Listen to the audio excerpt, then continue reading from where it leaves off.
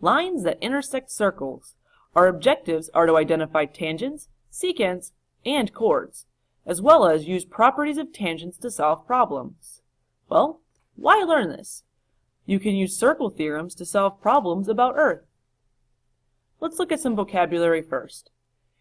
The interior of a circle is the set of all points inside the circle. The exterior of a circle is the set of all points outside the circle. A chord is a segment whose endpoints lie on a circle. A secant is a line that intersects a circle at 2 points. A tangent is a line in the same plane as a circle that intersects it at exactly 1 point.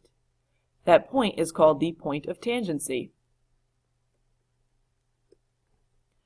Congruent circles are two circles are congruent if and only if they have congruent radii.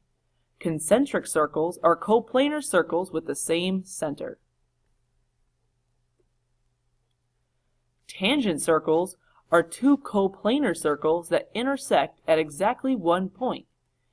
Internally tangent circles are when one circle is inside of another. Externally tangent circles are when the two circles are outside of one another. Common tangents are when a line is tangent to two circles. The one on the left shows external tangents. The one on the right shows common internal tangents. Let's try identifying lines and segments that intersect circles. Alright, well, let's start with chords. A chord is a segment that intersects or has endpoints that lie on a circle. So, BC and then EF, tangent. Well, we need to find a line that meets at only 1 point on the circle. Well, that would be line L. Radii are where you have one that starts in the center and touches one of the edges. So AC and AB. A secant is a line that passes through, so EF. And a diameter is going to be the longest chord in a circle because it passes through the center, so that would be BC. Let's try identifying tangents of circles.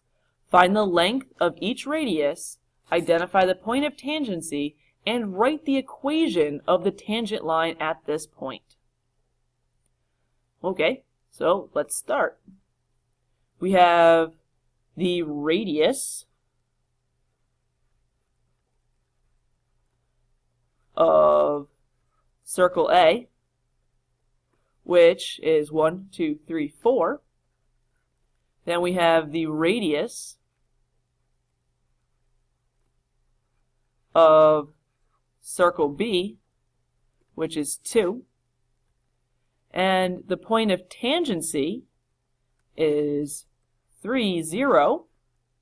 And when we want to write an equation for this line here, that would be, it's going up and down, so you're going to utilize x. And all of your x values are 3, so x equals 3. Let's look at some theorems.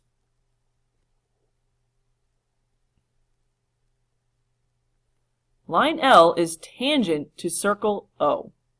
Well, if that is the case, then the radius AB, so from your center of your circle to the point of tangency, will be perpendicular to the line that is tangent. If line M is perpendicular to CD, then you know that line M is tangent to circle C.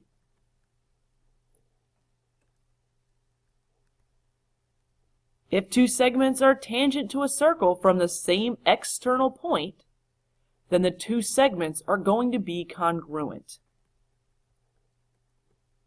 Let's practice some of these. Let's try this first one together, and then you will try the next one on your own. DE and DF are tangent to circle C. Find the length of DF. Well, your external point D has two segments that are tangent to circle C, and that would be DE and DF, so you know that they must be congruent. So set them equal to each other. DE is 5y minus 28, and DF is 3y. Now we must solve for y. So let's subtract 3y from both sides, and we'll have 2y minus 28 equals 0. And then we can add 28 to both sides. And now we can divide by 2 on both sides. So y equals 14. We have one more step, because we wanted to find out what df is. So we need to substitute 14 in for y. So 3 times 14 is going to give you 42. Try this next one on your own.